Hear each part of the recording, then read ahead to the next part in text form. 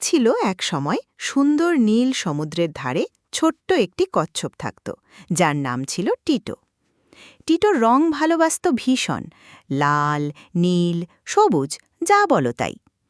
এক রৌদ্রোজ্জ্বল সকালে সে সৈকতে হাঁটতে হাঁটতে একটা ছোট্ট রঙের বাক্স খুঁজে পেল। বাহ!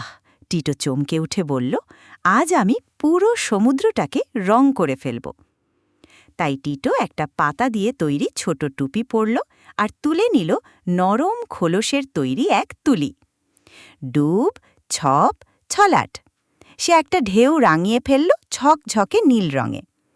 ডুব, ঘূর্ণি, ছপ। পরের ঢেউ হয়ে গেল ঘাসের মতো সবুজ। ঢেউগুলো হাসতে লাগল আর আনন্দে নাচতে লাগল। ঠিক তখনই একটা সোনালি মাছ ভেসে উঠল। সে বলল, আমি কি সাহায্য করতে পারি? অবশ্যই, টিটো খুশি হয়ে বলল। সোনালি মাছটি তখন চকচকে বাবল বা বুদবুদের বিন্দু ছড়িয়ে দিল চারপাশে। তারপর এক গোলাপি কাকড়া এসে বালির ওপর গড়াতে গড়াতে নানা ডিজাইন আঁকতে লাগল, আর এক জেলিফিশ জলজলে তারা আকৃতির ছাপ যোগ করল পানির নিচে।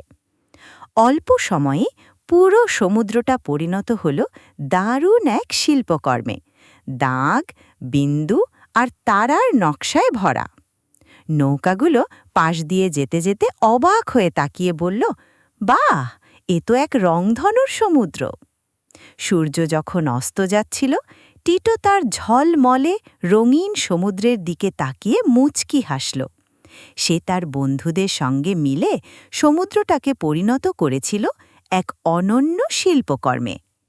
আর গল্পের শেষে এরকম আরও গল্প শুনতে সাবস্ক্রাইব করতে ভুলো না।